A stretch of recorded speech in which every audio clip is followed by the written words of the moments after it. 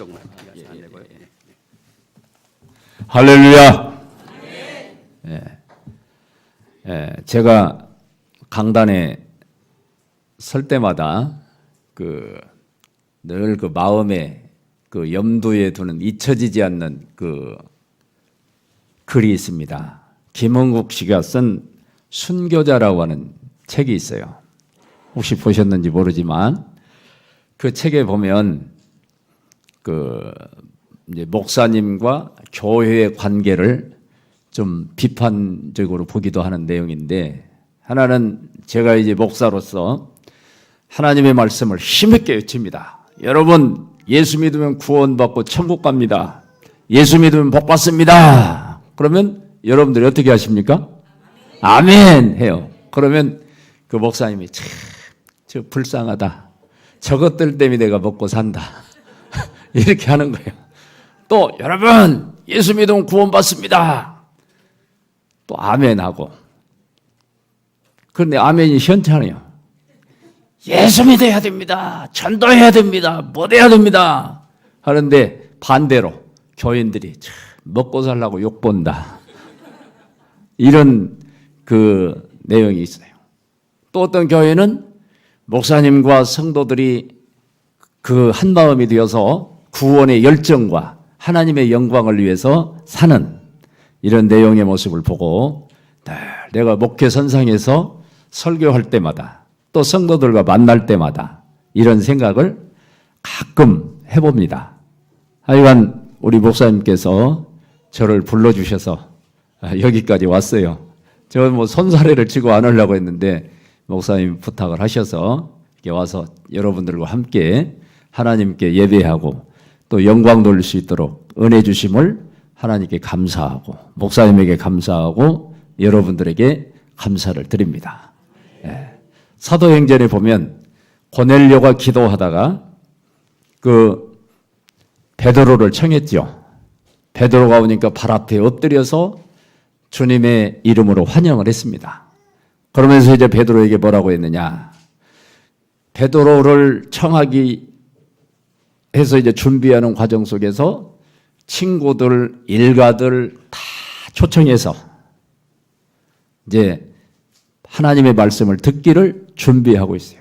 베드로가 오니까 오시기를 잘했습니다. 우리가 다 당신 앞에서 하나님 말씀 듣기를 원합니다 하고 하나님의 말씀을 사모함으로 큰 은혜와 성령의 역사가 있었던 것을 여러분들이 알고 있습니다. 저는 시골에서 왔고 또 하나님의 말씀을 여러분 증거하는데 부족하지만 여러분들이 고넬료와 같은 심정으로 하나님의 말씀을 사모한다고 하면 성령의 은혜와 역사가 이 시간에 임할 줄을 믿습니다. 그런 마음으로 하나님의 말씀을 받으시기를 바랍니다. 한번 기도합니다. 하나님 아버지 감사합니다. 이곳에 주의 몸된 교회를 세우시고 택한 주의 백성들을 은혜 중에 불러 모아주셔서 한마음 한뜻으로 주님께 영광을 돌리며 교로하신 하나님의 뜻 안에서 세움을 입은 대로 하나님께서 주신 사명들을 감당하게 하시다가 오늘 이 시간 주의 은혜로 모여서 하나님을 예배하며 주의 말씀을 듣기를 원하오니 말씀 듣는 이 시간에 주의 성령의 충만한 은혜를 허락해 주시옵소서. 예수님의 이름으로 감사하며 기도하옵나이다. 아멘. 1995년도에 세계에서 가장 불쌍한 사람을 뽑았는데 이 사람은 로렌스 힐러티라고 하는 그런 목수입니다. 이 사람은 건설 현장에서 감전사고를 당했다가 겨우 깨어났는데 감전사고를 당해서 죽을 뻔한 적이 3번이나 있었습니다. 치료비를 보상받기 위해서 변호사를 고용했는데 그냥 변호사가 죽었어요. 또 그 보상을 받기 위해서 다른 변호사를 고용했는데 이 변호사가 교통사고로 죽었습니다. 그래서 나는 뭐 보상을 안 받아야 되겠다 하고 이제 포기하려고 하는데 주변의 사람들이 그래도 보상을 받아야 할 거 아니냐. 한 번 더 변호사를 고용해라.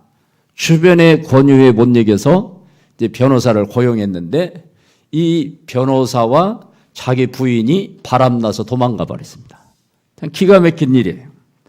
그런데 이번에는 엎친 데 덮친 격으로 암 선고를 받아서 이제 치료를 합니다.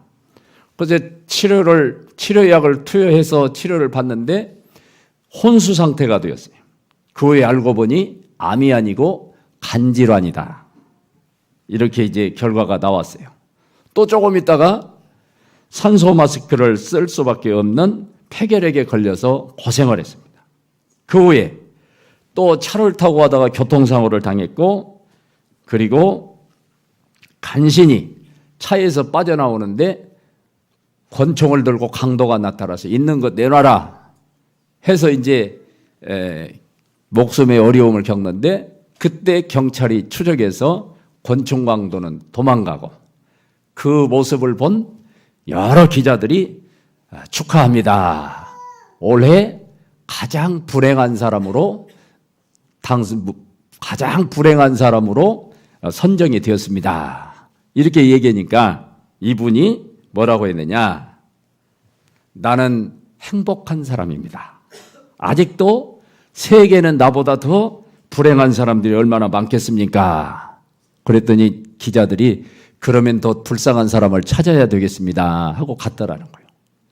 이렇게 숱하게 많은 어려움을 겪어도 어떤 사람은 나는 행복한 사람입니다 이렇게 생각하면서 하나님께 감사하기도 하는데, 어떤 사람은 하나님으로부터 모든 것을 받았음에도 불구하고 아직도 행복을 느끼지 못하며 사는 이런 경우들이 종종 있습니다.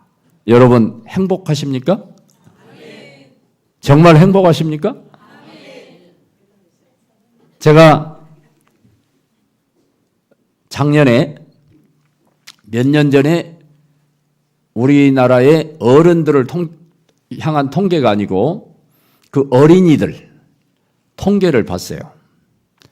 기독교 다니는, 교회 다니는 어린이들, 성당 다니는, 천주교 다니는 어린이들, 불교 다니는 어린이들, 무신론자인 어린이들, 네 그룹의 그 통계를 봤어요.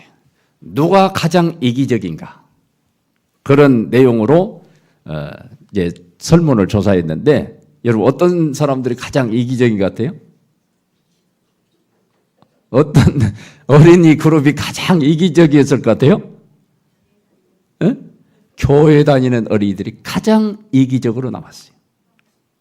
그래서 내가 이 통계를 보고 예수 믿는 어른들도 별 다름이 없겠다, 이런 생각을 해봤습니다. 우리 주님의 은혜 속에 산다고 하면서도 사소한 것에 마음을 뺏기고 믿음을 뺏기고 흔들리며 사는, 진정한 행복을 모르고 살아가는 이런 많은 사람들이 있어요. 몇 년 전에 제 막둥이 동생 그 아들, 조카가 한 5학년, 6학년쯤 되는데 그 어느 날 명절 때인가 모였는데 우리 이제 부부간에 있는데 참 나는 행복해요 그러더라고요.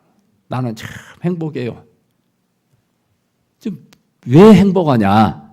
그러더니 쭉 행복에 대해서 얘기를 하는 겁니다. 그때 그 아버지, 어머니의 형편이 어땠느냐? 자기 그 위에 형 사업하는데 몽땅 자기 이름으로 빚을 해가지고 한 10여 년 전에 5억, 6억 빚을 그 동생이 다 안고 살았습니다. 생활비도 받지를 못할 정도로 살았어요. 그럼에도 웃음꽃이 떠나지 않고 화기애애한 행복의 가정을 지금도 이루고 있어요. 그래서 참 행복하다 하는 그 마음이 하나님의 은혜 속에서 우리에게 자리 잡고 예수 안에서 누릴 수 있는 주의 은혜와 행복을 누리며 산다고 하면, 우리 성도들이 이 주변의 많은 사람들에게 나는 예수 때문에 행복합니다. 나는 주님 때문에 말할 것이 없습니다. 주님의 은혜로 살고 하는 이런 신앙의 고백이 우리 성도들에게 넘쳐날 수 있기를 주님의 이름으로 축원을 드립니다. 하나님께서 기뻐하시는 여러분들 되어서 정말 나는 내 안에 예수님이 계시고 내 안에 계신 예수님 때문에 어디를 가나 무엇을 하든지 늘 행복이 넘치는, 얼굴에 웃음꽃이 가득하고 하나님의 영광을 드러내는 삶으로 인해서 여러분들의 삶 속에 하나님이 기뻐하시는 아름다운 열매가 많이 맺혀질 수 있는 놀라운 은혜의 삶을 믿음 안에서 누리며 살 수 있기를 다시 한번 주의 이름으로 제가 부탁을 드립니다. 오늘 하나님께서 행복을 위해서 우리에게 말씀해 주시는데 신명기 33장 29절, 아까 어떤 집사님이 읽으셨는데 그 29절에는 무슨 말씀이 나오느냐? 이스라엘이여 너는 행복한 사람이라는 거예요. 하나님의 은혜로 부름받은 모든 사람들은 형편이 어떻든지 간에 행복한 사람이 이미 되었습니다. 그럼에도 주님께서 주시는 은혜와 행복을 우리가 누리지 못하는데 이런 것들을 믿음 안에서 누려가는 그런 삶의 말씀을 여러분들에게 주신 것이 신명기 10장 12절부터 13절까지에 있는 이런 말씀을 여러분들과 함께 나누려고 합니다.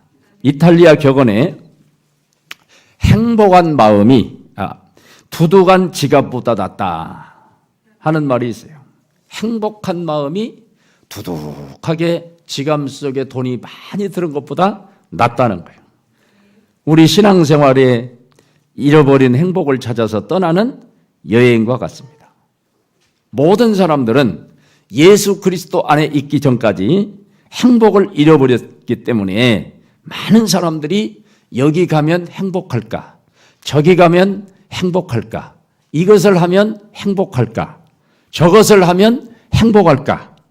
이렇게 생각하면서 행복의 조건을 찾고 하면서 큰 집에서 좋은 차를 구하고 값비싼 보석 여러 가지 것들로 우리가 하나님에게서 멀어지는 것들을 행복으로 알고 살아갈 때가 많이 있습니다.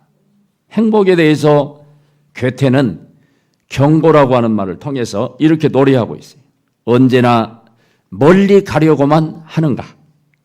보라, 좋은 것은 아주 가까운 데 있는 걸 오직 행복을 붙잡는 법을 배우면 된다.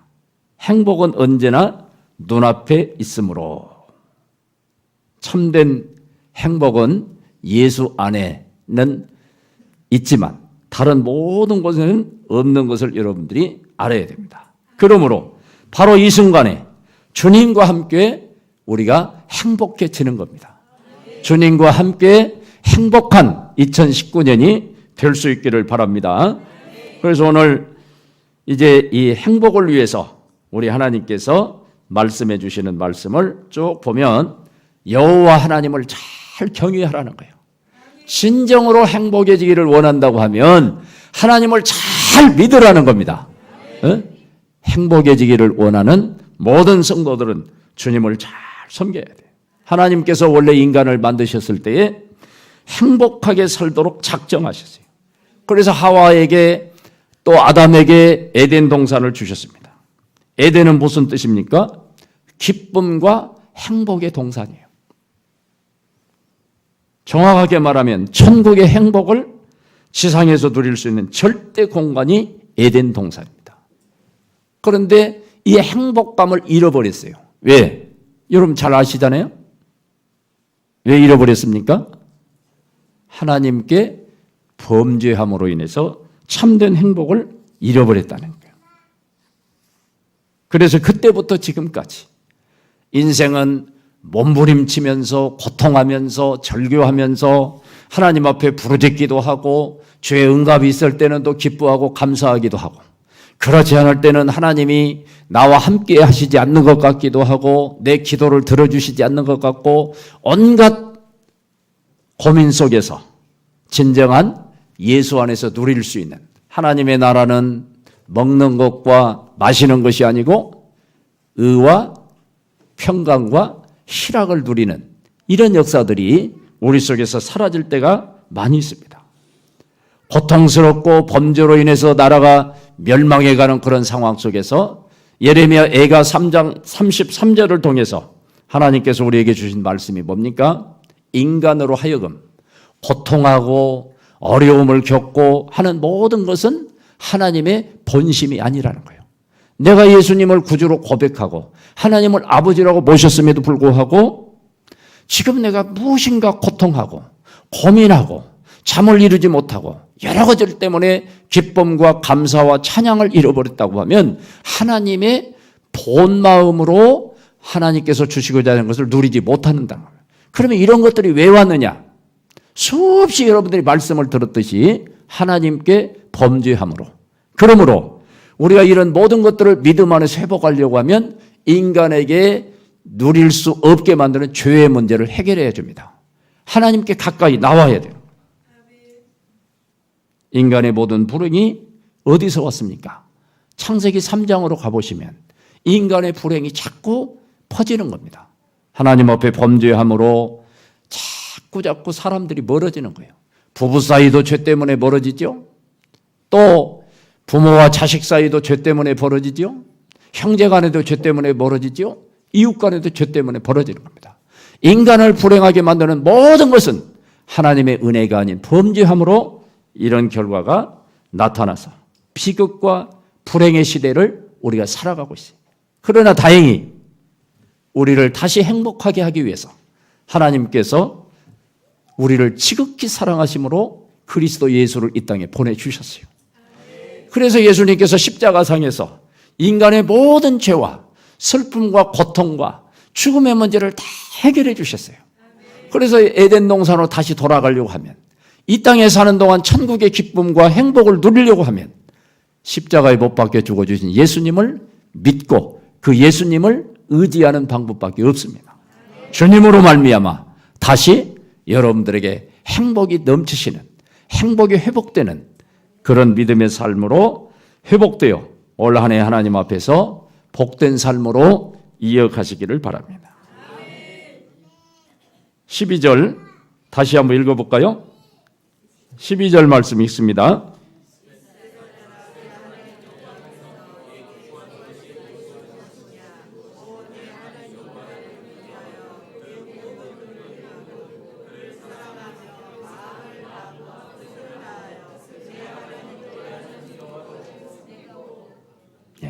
모세는 잃어버린 행복을 찾을 수 있는 첫 번째 조건이 바로 하나님을 잘 섬기는 데 있다는 거예요.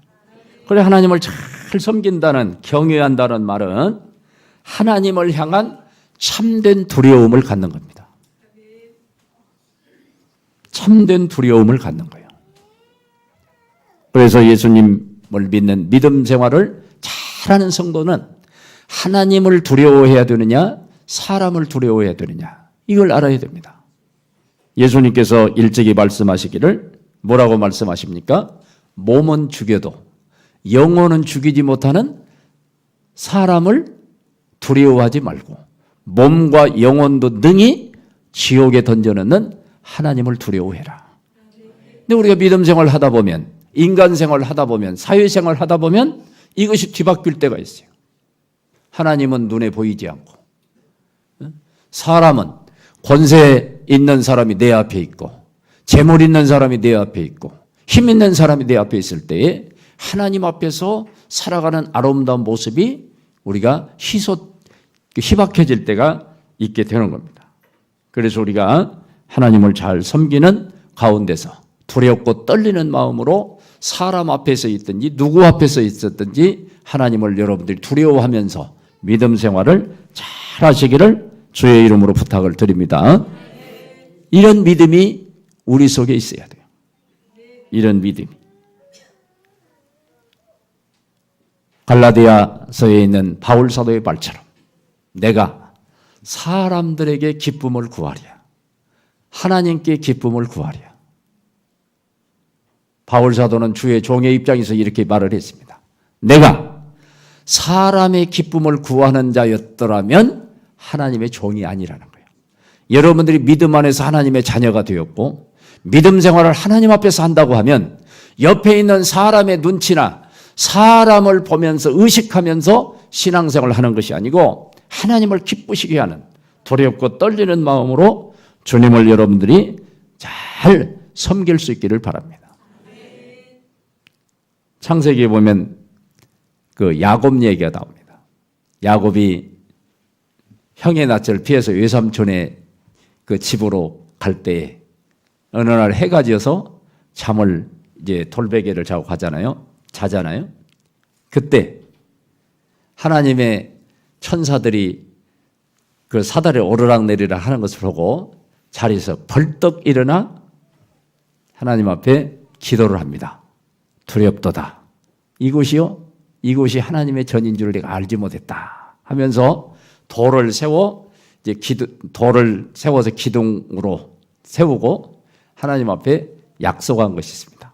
뭐라고 약속 기억나시는 거 있나요? 네? 성경 여러분 읽어보셨죠? 자, 이곳이 하나님의 전이 될 것이고 내가 하나님 앞에 11조를 하고 약속을 다 하고 갑니다. 그런데 외삼촌 집에 가서 그걸 까마득히 잃어버리고 살아요. 얼마 동안 잃어버리고 삽니까? 약 20년 동안 잃어버리고 삽니다. 그러는 가운데에 세월이 많이 지내서 창세기 35장에 보면 하나님께서 나타나셔서 이제 말씀하시는 거예요. 뭐라고 말씀하십니까? 베델로 올라가라. 베델로 올라가라. 그 베델로 올라가라고 하는 말씀 속에서 이제 다시 이 얘기를 합니다. 베델로 올라가는데 어떻게 합니까? 세 가지를 말씀하셔요. 우상을 다 정리하고 우상을 버리고 자신을 정결케 하고 그리고 의복을 바꿔라 그랬습니다. 우리가 잃었던 신앙에서 회복하기가 하나님보다 더 사랑하는 우상들을 없이 하기가 참 힘들 때가 많이 있습니다. 그냥 두부 자르듯이 모든 걸 그렇게 할 수가 없어요. 몸부림치면서 그런 것들을 해야 됩니다. 우상을 끊기가 하나님보다 더 사랑하는 것들, 자식이 되었든지 재물이 되었든지 또 일이 되었든지 어떤 것이든지 끊기가 참 어렵습니다. 제가 아는 그 어느 집사님의 여동생이 있습니다. 그 집사님 말에 의하면 대구에 사는데 이 집사님의 재산이 약 3천억에서 4천억쯤 된다고 합니다. 여기 서울 수도권에는 그냥 보통 그렇게 부자다 하면 그렇게 되더만 들어보니까. 여기는 어떻게 돼? 근데 이분이 돈을 벌게 된 것이 어떻게 벌었느냐. 1,100억 정도 돈을 벌 때는 그분이 그 여집사님인데 여동생인데 집사라는 거예요. 근데 오전 예배 마치고 이제 오후에는 점쟁이하고 이제 점쟁이들하고 돌아다니는 거예요. 점쟁이들. 얼려서 이렇게 그룹이 있는데 그 점쟁이하고 이제 맛있게 밥도 먹고 놀고 하다가 점쟁이가 저기다 땅을 사면 좋겠다. 그러니까 이분이 점쟁이 말을 듣고 거기다 땅을 사요. 그러면 기본이 5배, 10배를 뛰는 거예요. 조금 있다가. 또 어느 날 보이면 저쪽에다 땅 샀으면 좋겠다. 해가지고 1,100억이 되었다는 거예요. 여러분, 이렇게 점쟁이 말이나 또 우상이나 이 말 들으면 복 받는다는데 부자 된다는데 끊기가 쉽겠습니까? 끊기가 쉽겠느냐고. 그래가지고 지금 한 3, 4천억 된다는데 대구에서 큰 그 컨설팅을 한다고 하더라고요. 근데 물질이 풍부하다고 해서 행복한 건 아니에요. 그 이제 오빠가 그 신앙생활 잘해라. 그대로 얼리지 말고 잘해라. 어울리지 말고. 근데 계속 그렇게 하다가 돈은 엄청나게 늘어났어요. 뭐 몇천억이 되었죠. 늘어났죠. 근데 이제 몇 년 전에 자기 아들이 하나뿐이 없는데 24살 때 그 우리나라에서 최고 비싼 외제차를 사줬답니다. 최고 비싼 외제차를 사줬는데 이제 그 외제차를 타고 자기 생일이 돼서 여자친구와 친구들과 함께 대구에서 포항 가서 오늘 아까 하집사님 회 잘 먹었습니다. 회를 먹고 오다가 교통사고 당해서 그 아들이 죽었어요. 그러니까 이제 그 내가 아는 집사님의 매형이 목사입니다. 목사님은 위로한다고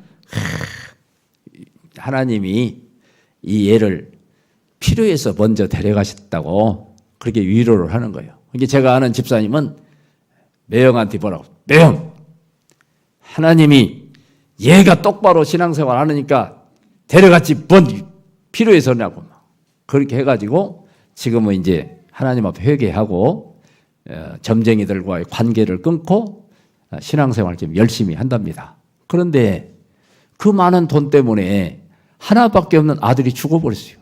자식이 없어요. 그러니까 정신 차리고 믿음 생활을 하면서 지금은 하나님을 위해서 열심히 한다고 하면서 한 달에 3,500만 원씩 선교 헌금을 한답니다. 다행이죠. 불행 중. 이렇게 우리가 하나님을 믿는 믿음 생활을 하면서 정말 내가 하나님의 말씀을 이제 오늘이 주일이죠. 오늘이 주일인데 오늘 하루 안 나오고 다른 것 하면 수백만 원이나 수천만 원이 내 앞에 있다고 하면 그런 것들을 쉽게 끊고 주님 앞에 올 수 있겠느냐 하는 것들이 늘 우리의 마음속에 자리 잡을 수 있어요.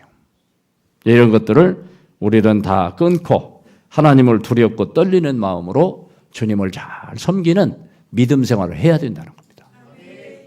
그래서 베델로 올라가라는 거예요.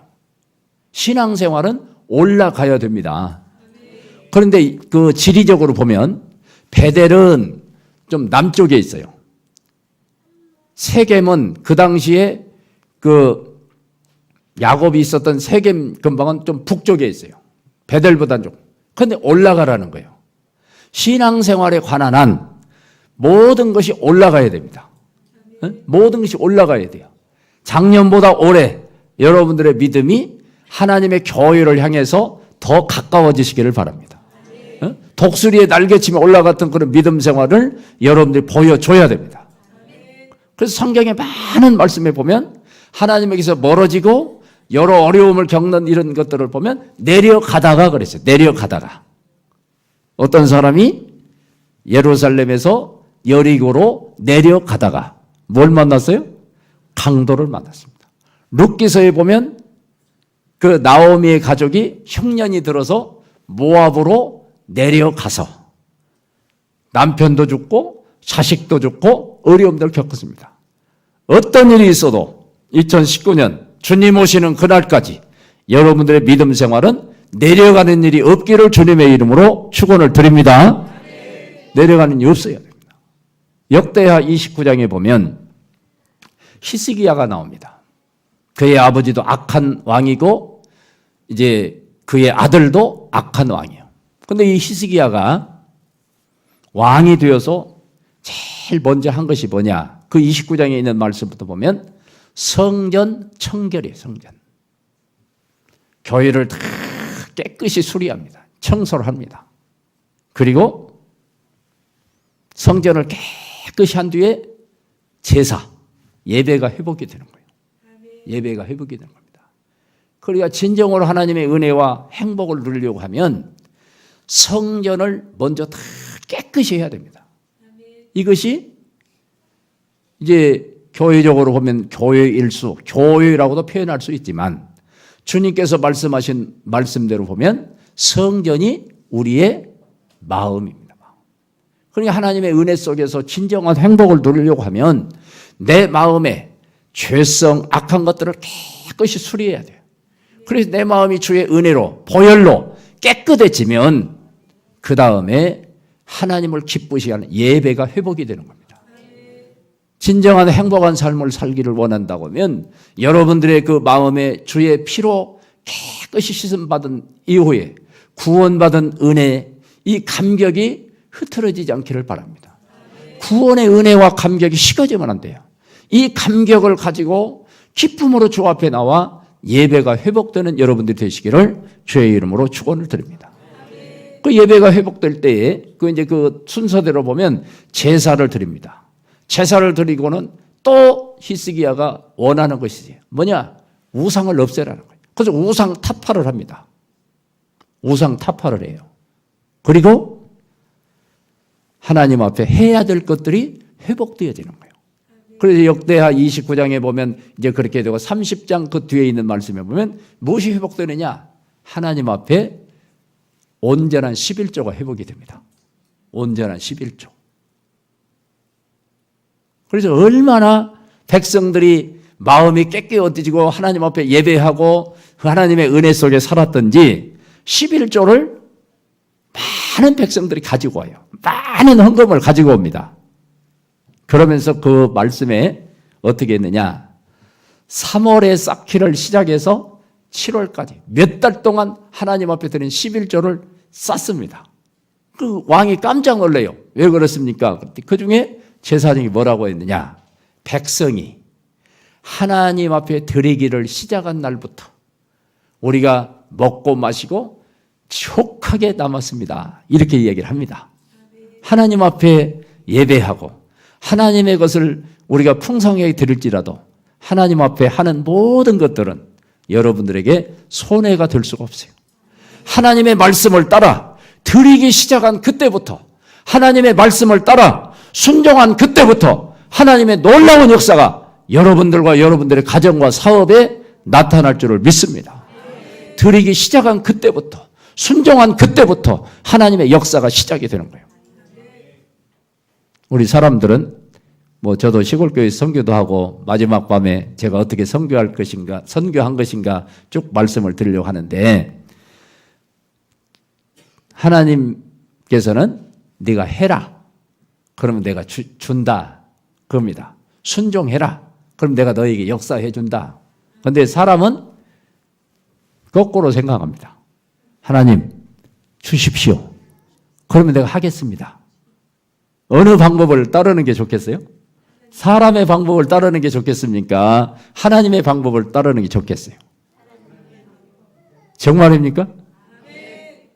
이게 늘 갈등이 되는 거예요. 근데 하나님은 우리에게 무엇이든지 하실 수 있도록 다 준비하시고 네가 내 말에 믿고 따르는가 보시는 것 같아요.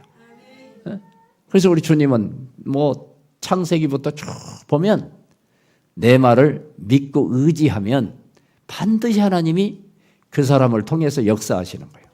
근데 우리는 하나님의 능력을 보지 않고 하나님의 은혜를 바라보지 아니하고 내 계산대로 할 때가 많이 있습니다. 엘리사가 하나님의 놀라운 영감을 받아서 큰 일을 감당합니다. 아람 사람들이 쳐들어오면 어디 막으면 된다 하니까 그 아람 왕이 미칠 지경이요.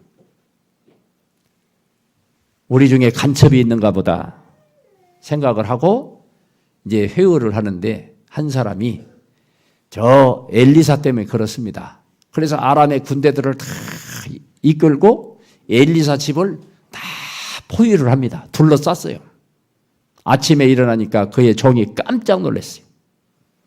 온 군대가 둘러싸고 있는 모습을 봤습니다. 죽어버렸어요. 엘리사에게 갔습니다. 큰일 났습니다.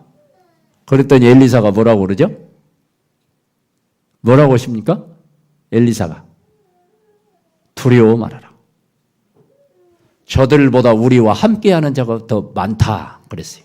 근데 믿음이 없고 은혜가 없는 사람은 하나님의 능력의 역사를 보지를 못하는 겁니다. 하나님의 은혜를 보지 못하는 거예요. 우리 성도들이 하나님의 말씀을 통해 기도하면서 하나님의 은혜를 볼 줄 아는 믿음의 눈이 이 시간 열려지기를 바랍니다. 기도에서 이런 놀라운 은혜를 우리가 받아야 됩니다. 그래서 믿음이 없어서 보지 못하는 그 종을 향해서 엘리사가 기도합니다. 하나님 아버지, 이 사람의 눈을 열어서 주님의 은혜를 볼 수 있게 해주십시오. 그리고 눈이 열리니까 그들보다 더 많은 천군 천사가 둘러있는 걸 보았어요. 이것을 보아야 세상의 유혹을 이길 수가 있습니다. 이것을 보아야 힘들고 어려워도 하나님을 붙잡을 수 있는 믿음이 생기는 겁니다. 오늘 이러한 믿음의 눈이 우리 성도들에게 다 열려져서 세상에 누가 뭐라고 해도 나는 하나님이 함께하는 사람이고 나는 하나님 때문에 행복한 사람이라고 하는 이런 놀라운 하나님의 사람으로서의 아름다운 능력을 나타내 보이시기를 다시 한번 여러분들에게 말씀을 드립니다. 잃어버린 행복을 찾는 두 번째 방법은 12절에 그 모든 도를 행하라는 거예요. 그 모든 도를 행하라는 거예요. 하나님이 우리에게 무슨 말씀을 주시든지 그 말씀을 따라서 순종하며 살라는 겁니다. 그런데 그 모든 도를 행하라 하는 원래의 뜻은 좀 더 정확하게 한다고 하면 그의 모든 길 안에서 걸어가라는 뜻이에요. 하나님께서 우리에게 말씀해 주셨다고 하면 이 모든 말씀의 은혜 안에서, 말씀 안에서 걸어가라는 거예요. 말씀대로 걸어가는, 순종하는 삶을 말씀해 주고 있습니다. 우리가 찬송가, 우리는 그 옛날 찬송을 지금 쓰고 있습니다. 지금 새 찬송은 몇 장인지 모르지만 이 눈에 아무 증거 아니 비어도 옛날 우리 찬송은 344장인데 지금 여기는 몇 장인가 모르겠어요. 500장인데 이 찬송을 작시한 사람이 미국의 커싱 목사라고 하는 사람입니다. 그는 19세기 말에 가장 영향력 있는 미국의 그 설교 목사님 중에 한 분이었어요. 그런데 갑자기 목에 이상이 생겨서 말을 할 수 없게 됐습니다. 설교자가 말을 못하면 어떻게 하겠습니까? 그래서 그 어려움을 겪는데 낙심치 않고 기도했어요. 하나님, 내가 설교자로서는 이제 목 때문에 설교를 할 수 없습니다. 그러니 다른 길을 걸어갈 수 있도록 해 주십시오. 간절히 하나님 앞에 기도하는 중에 설교는 못하지만 아름다운 300편의 찬송시를 작사하게 됐어요. 그래서 이 목사님은 불행 중에도 행복을 찾는 귀한 분이 되었습니다. 오늘 우리가 내 계산대로, 내 생각대로 되어지지 않을 때 어려움을 겪지만 하나님께서 은혜 주시면 다른 방법으로 역사하십니다. 저는 요즘 하나님 앞에 이런 기도를 해요. 우리 자녀들이나 또 내 자신이나 여러 가지 것들을 하면서 이렇게 기도를 합니다. 하나님, 모든 것을 아시고 모든 것을 하실 수 있는 하나님께서 내가 미처 알지 못하는 그 모든 것까지 다 하셔서 가장 선하고 복된 길로 인도해 주십시오. 자녀들을 위해 기도하고 있습니다. 우리의 삶의 형태가 너는 행복자요?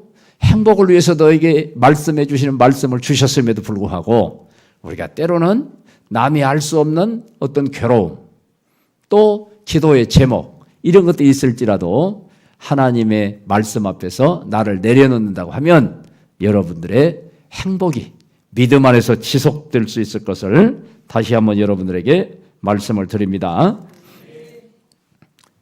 사랑하는 우리 성도들이 이렇게 십자가에 달려 죽기까지 완벽하게 순종한 예수 그리스도를 바라보면서 우리가 힘들고 어려워도 주님 앞에 나오고 주님을 붙잡으면 믿음의 은혜 안에서 행복으로 바꾸어질 줄을 믿으시기를 다시 한번 여러분들에게 말씀을 드립니다. 미국의 설교가는 이렇게 얘기했어요. 한번 따라서 해볼까요? 사람의 힘과 행복은 하나님의 길을 발견하며 그 길을 가는 데 있다. 우리 성도의 힘과 행복은 하나님의 길을 발견하면서 하나님이 우리에게 지시하는 그 길로 가는 데에 우리의 행복이 있는 줄 믿으시기를 바랍니다. 그러므로 말씀의 길을 여러분들이 외면하는 일이 없기를 바랍니다. 또 12절에 보면 잃어버린 행복을 찾는, 정말 우리가 행복을 위해서 살기를 원한다고 하면 여호와를 사랑하라 말하고 있습니다. 본문에 여호와를 사랑하라 하는 말은 사랑한다는 뜻 외에도 여러 가지 뜻이 있습니다. 즐긴다, 기뻐한다, 사모한다 이런 뜻을 가지고 있어요. 하나님을 기뻐하고 즐거워하고 사모하는 삶, 이것이 행복을 찾는 비결이라는 거예요. 우리 성도들은 간혹 이런 질문을 받지 않습니까? 예수 믿는 사람들은 무슨 재미로 세상을 살아가나? 들어보셨어요? 그럼 뭐라고 대답하세요? 예?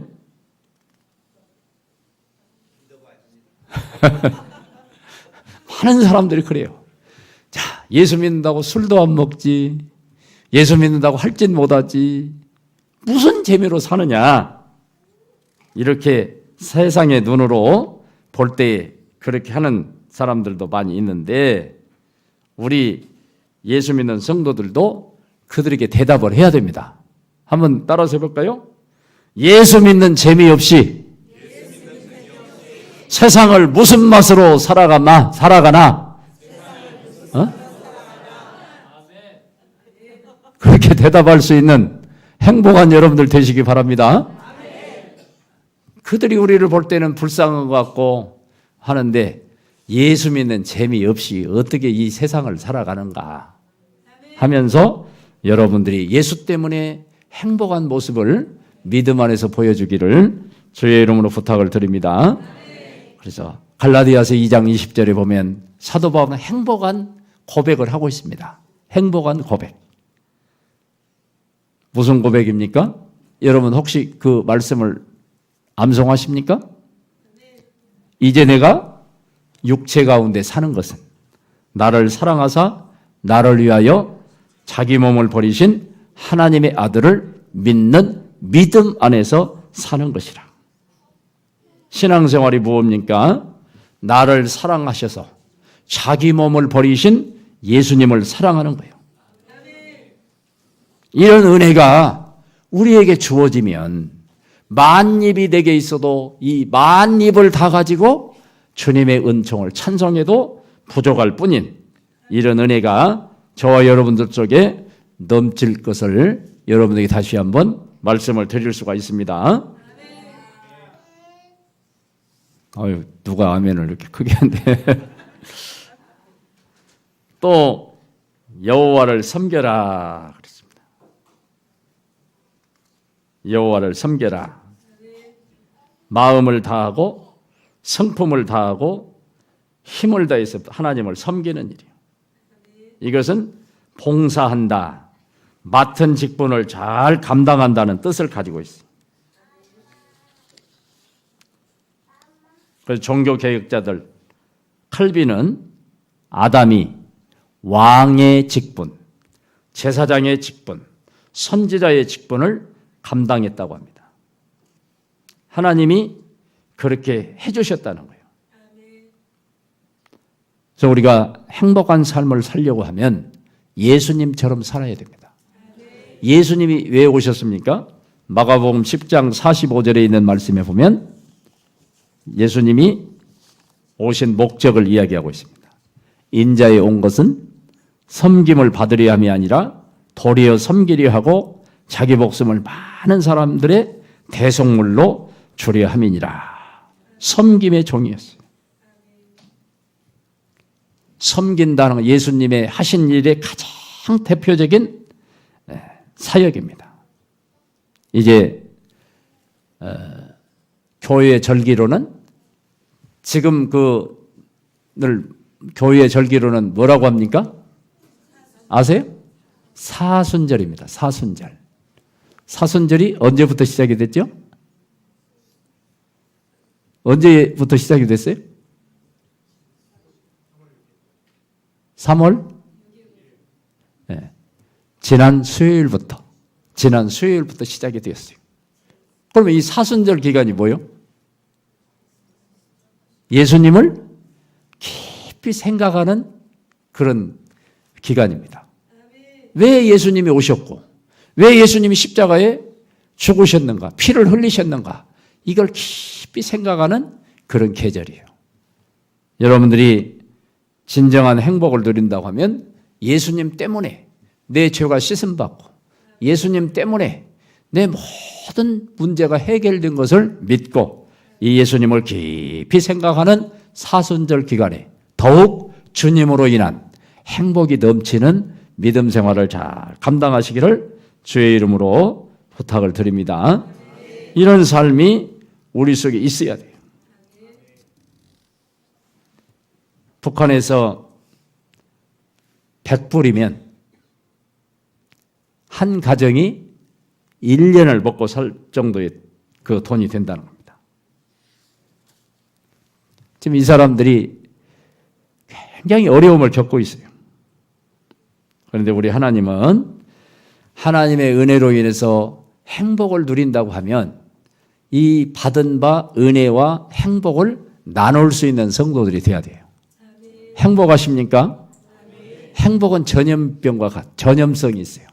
그러니 내가 행복하면 내 옆 사람도 행복하고, 내가 은혜로우면 내 옆 사람도 은혜롭고, 이런 좋은 결과가 믿음 안에서 나타나는 이런 일들 속에서 여러분들의 삶을 통해, 믿음 생활을 통해 나는 예수 때문에 행복하다. 우리의 행복을 위해서 주님께서 10장 12절 13절을 지금 읽었잖아요. 예수 때문에 이런 것들을 믿음 안에서 여러분들이 누릴 수 있기를 다시 한번 여러분 말씀을 드립니다. 13절 한번 읽어볼까요? 아까 신명기 10장 13절, 내가 오늘날 내 행복을 위하여 내게 명하는 여호와의 명령과 규례를 지킬 것이 아니냐. 여기 지킨다고 하는 것은 간직한다는 뜻을 가지고 있어요. 간직한다. 무슨 뜻을 가지고 있다고요? 간직한다. 이런 말씀을 지금 들었죠. 행복을 위해서 내가 무엇을 해야 될 것인가 마음에 깊이 새기라는 겁니다. 그러면 여러분들이 행복해진다는 거예요. 잠언서에 보면 인자와 진리로 내게서 떠나지 않게 하고 그것을 내 목에 베며 내 마음판에 새기라. 이렇게 말했는데 내 행복을 위하여, 오늘 신명기 10장 12절부터 보면 내 행복을 위하여 하는 위하여 이 말씀 속에는 또 조금 더 설명을 한다고 하면 내게 행복이 지속하기 위해서, 내게 행복이 계속하기 위해서 하는 겁니다. 그래서 행복은 예수 때문에 한 번 오고 끝나는 것이 아니고, 오늘 말씀을 듣고 끝나는 것이 아니고 계속적인 진행형입니다. 예수 안에서 누리는 구원의 기쁨과 감격, 예수 때문에 얻는 행복, 이것은 2019년만 되어지는 것이 아니고 주님 오시는 그날까지 혹은 영원한 주님의 나라에서 계속적으로 예수 때문에 이런 모든 것들을 누린다고 하는 사실을 여러분들이 기억해야 됩니다. 근데 이걸 우리가 그렇게 누리지 못하는 경우들이 종종 있는데, 하나님을 잘 섬기면 행복하다고 하는 것을 여러분들이 실제적인 믿음 생활을 통해서 증거하며 살 수 있기를 바랍니다. 많은 사람들이 지금 교회에 대해서 이렇게 좋게 생각하지 않는 부분들이 많이 있어요. 예수 믿는 이기적이라는 거예요. 자기만 안다는 겁니다. 물론 그들이 잘못 말하는 경우도 있지만 예수 믿는 우리들은 정말 예수 안에서 놀라운 은혜로 하나님을 잘 섬기는 사람에게 나타나는 정말 예수의 형상을 보여주고, 예수 때문에 정말 내가 행복하고 예수 때문에 내가 기뻐하는 이런 아름다운 모습을 여러분들이 보여가시기를 다시 한번 여러분들에게 말씀을 드립니다. 누가 행복한 사람이 될 수 있습니까? 하나님의 언약의 말씀을 마음에 품고 지켜 행하는 사람이 행복한 사람이 될 수 있어요. 유명한 갤럽 그 연구소가 있습니다. 갤럽 연구소. 이게 이제 여러 설문을 조사해서 하는데, 여론조사를 했는데 결과에 대해서 얘기를 했어요. 유명한 세계적인 그 조사 기관이죠. 조사 결과 가장 행복한 사람은 생생한 종교적 체험을 가진 사람들이었고, 가장 불행한 사람은 밤낮으로 술집을 드나드는 사람들이었다. 이렇게 그 갤럽 연구소에서 설문조사를 했어요. 여러분, 종교를 가진 중에 우리는 참 종교, 참신인 하나님을 믿는 그런 사람들입니다. 예수 믿는 사람들이야. 그러니까 행복한 여러분들이 되셔야 됩니다. 우리가 그렇게 안 돼서는 안 돼요. 행복한 사람이 되어야 되는 거예요. 그런데 지금 많은 사람들이 이야기를 하는 겁니다. 교회를 다니든지 또 절을 다니든지 어디를 다니든지 종교는 다 똑같다. 이런 얘기를 합니다. 같습니까? 틀립니까? 틀립니다. 왜 틀려요? 무엇이 틀립니까? 무엇이 틀려요? 그러니까 우리 교회까지 포함해서 전체적인 그 종교로 본다고 하면 종교가 추구하는 것이 몇 가지가 있어요. 그것이 이제 우리 목사님도 다 배우셨고 또 아시는 것 같지만 여러 가지 있습니다. 이건 혹은 조직신학이라든지 교의신학이라든지 하는데 그거 빼고도 자, 누구를 믿느냐는 종교마다 다르죠. 이걸 신관이라고 합니다. 신관. 우리는 누구를 믿죠? 하나님을 믿어요. 하나님 천지를 만들어요. 또 대표적으로 간단히 말하면 구원관이 있습니다. 구원. 어떻게 구원을 얻느냐? 다른 종교들은 뭐라고 그래요? 절 같은 데는 열심히 돌을 닦으면 성불이 된다. 이렇게 얘기도 하죠. 그러나 예수 믿는 우리 교회는 구원관이 어떻게 됩니까? 야, 자의에 의해서 구원을 얻습니까? 타의에 의해서 구원을 얻습니까? 타의요. 우리 죄 때문에 하나님에 갈 수가 없어요. 우리의 공로는 하나님에 갈 수가 없어요. 그러니까 예수님이 오셔서 우리를 주님의 나라로 이끄는 겁니다. 이게 다른 거예요. 내세도 마찬가지입니다. 내세도. 내세관. 예수님이 어디 가요? 천국 가는 겁니다. 다른 종교도 비슷하게 이야기하지만 그들은 내세관이 없어요. 사실은. 천국 가려면 지옥입니다. 예수 외에는 하늘나라 가는 길이 없어요. 그러니까 다른 것들은 다 지옥으로 가는 것이죠. 그리고 많은 사람들이 조금 이야기하는 거. 그래도 교회나 어디나 같지 않느냐 하는 것은 윤리관을 얘기해요. 윤리관. 대체적으로 이제 이 부분, 조그마한 부분만 같다는 거예요. 말씀드리면 부모 공경해라. 형제 간에 우애해라. 이웃 간에 화목해라. 이런 정도입니다. 그런데 그냥 다 뭉텅거려서 종교는 같다 하는데 절대로 같을 수가 없는 것이죠. 우리 이런 말씀들을 기억하면서 제가 올해는 말씀을 안 드리고 간단히 말씀드리겠다 해서 여기까지만 말씀을 드리도록 하겠습니다. 우리는 예수 안에 있기 때문에 행복한 사람인 것을 여러분 믿으시기를 바랍니다. 이 행복함이 은혜가 지속되어지려고 하면 우리의 행복을 위해서 해야 될 것이 아까 금방 읽은 신명기 10장 12절 13절대로 하나님께서 우리에게 원하는 일들을 잘 감당해서 우리의 행복이 이 세상 끝나는 그날까지 지속되는 정말 예수 안에서 복되게 살아가는 여러분들의 신앙생활이 되시기를 내가 주님의 이름으로 축원을 드립니다. 기도하겠습니다.